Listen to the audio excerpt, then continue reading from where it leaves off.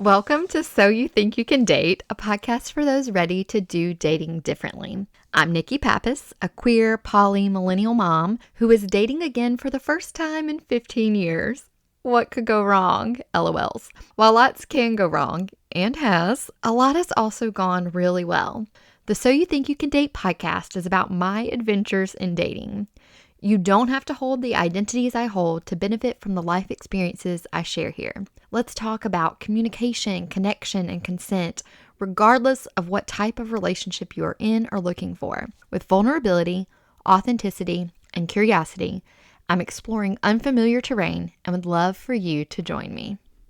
In this 6th episode, I'm going to talk about when the people you are dating or are interested in dating think that you are intimidating. So in the 4th episode, I talked about my boldness in dating. And so I wanted to talk more about that boldness. In my boldness, I've sometimes been called intimidating. I just want to state for the record that I am not intimidating. The person who says that to me is simply feeling intimidated. And I want to credit Wheeze, according to Wheeze, for that insight. I love this distinction. I am not intimidating. This person is feeling intimidated.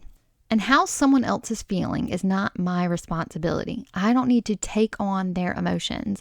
I don't need to in any way act like I'm responsible for their emotional reactions to how I show up in the world. This is not me saying that I can just be unnecessarily cruel or calloused in how I interact with others. I'm saying that I'm not going to tone down the person I am to be more palatable to a person who otherwise finds me attractive just because they can't handle my fiery nature. And having a fiery nature just means me being direct, owning what I want, stating what I want, and following through on that, with the caveat, of course, that there's respect, consent, and communication. I know it's not very common or not necessarily something many people do, especially not those of us socialized as women, but it's a part of who I am, and I don't want to change that to be more appealing to someone else. I'm going to keep being who I am. If that person can't handle my fiery nature, that's on that person, not on me. To build on that, I want to talk about another way that I show up in the world and how people interpret that. So I've also been told that I might be too much of an adult or something similar to that when a person I start talking to finds out certain things about me. So an example of this has to do with the mushroom journey I went on and how I'm writing a book about it. And so this one guy, bless him, also has done similar journeys. And so we were talking about that. And when I mentioned that I'm writing a book about it, he said, "You're writing a book about it? Man, you're like an adult. I'm probably too much of a feral goblin for the likes of you." So part of that makes me laugh, like adult, calling me an adult. Another part is sad though. This other person felt inadequate as we kept talking, that he just wouldn't be enough of an adult for me according to his definition of adulthood and what he thought I think about someone being mature and enough of an adult. But it's like, I'm going to be who I am and you be who you are, and we can be who we are together, which is something I talked about in episode 2. So you need to disconnect from a connection. You don't have to be someone different for me. There's no need for either of us to feel insecure about who we are or in our circumstances. And I say that knowing that there are definitely times when I feel insecure, so I get it. But if someone is showing up as their authentic self, I'm deeply grateful. Authenticity is one of the attributes I value the most in others. Just show up authentically as who you are. And if we both are being our most authentic selves, that's all we can do. This is what I want in humans, in friendships, in dating, any of it. Just human to human interactions. And I say that knowing full well that there are definitely times where I experience some insecurities around things, especially with how new I am to all of this. And I've met a lot of really great people who have assured me that, hey, there's no reason to be insecure. Like, I get it, and there's no reason. So instead of someone thinking I'm an adult, it's like, well, let me just be who I am. I'll let you be who you are. We can just be who we are together and live our most authentic lives. And I just think that's the best way to do it. I know it can be difficult, but as much as you can, detach from the narrative of taking it personally if someone labels you as intimidating or uses some other adjective to describe you. It is far more likely that the way you operate in the world is revealing something about how others operate in the world. Your authentic presence is highlighting an area where maybe that person feels insecure. Instead of taking responsibility for what is coming up inside, that person may be trying to project it onto you.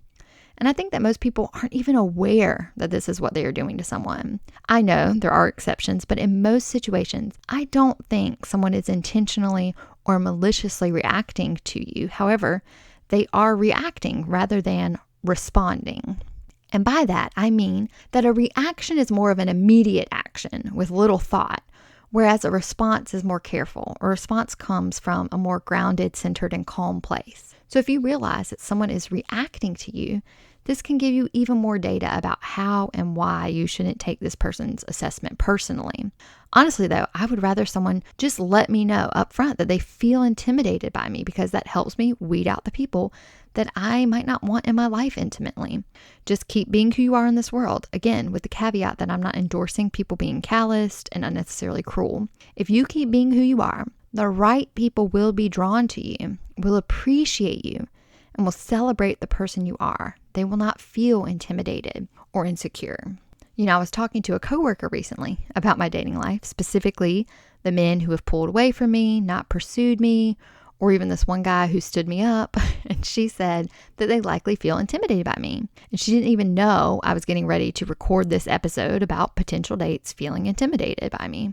She articulated all the things about me that I already know about myself, but it felt so good to hear someone else name them as positive things. She talked about how I am bold about what I want, poetic with my words, and really attractive on top of all this. Therefore, men who aren't secure in themselves don't know what to do with me, but that's not a bad thing. That afternoon, she texted me, "I just want you to know you really inspire me. You inspire me to reconnect with myself, put myself out there more, say what I mean, and to just overall invest in myself more mentally, emotionally, and physically." So make room in your life for the relationships that are meant for you. Who knows what kind of positive ripple effects this will have in your life and in the lives of the people around you. I also think it's interesting how what can be intimidating to one person is inspiring to another. And even with all the work I've done around accepting myself the way that I am, it can still mess with my head sometimes when people refer to me as intimidating. I can feel an impulse to make myself small, like I did for so many years, and to prioritize someone else's comfort over the peace that comes with me living my most authentic life. But then I remind myself that the people who are meant to be an integral part of my life won't require me to change things about myself in order to stay in relationship with me. The people who are meant for me will love me because of who I am and won't expect me to be anyone other than me. And at the end of the day, the only connections worth preserving are the ones rooted in authenticity, safety, and reciprocity. Thank you so much for tuning in for this 6th episode of the So You Think You Can Date podcast. Make sure to subscribe to So You Think You Can Date, rate and review the show on all the platforms, and share this episode with someone that you think would enjoy it and who is ready to do dating differently. Also, pre-order my new book, Coming of Age and Coming Out, Stories of Repressed and Reclaimed Sexual Desire. Pre-order today by visiting nickipappas.com/shop. Coming of Age and Coming Out is a collection of stories about coming of age from childhood through adolescence, and then coming out in my 30s as queer and non-monogamous. It will be released in June 2025.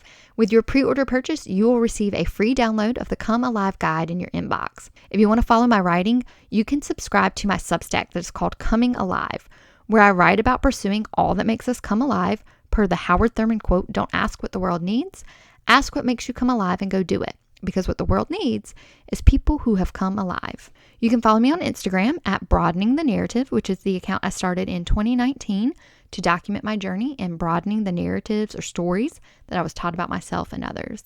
Come back next week for an episode about flirting.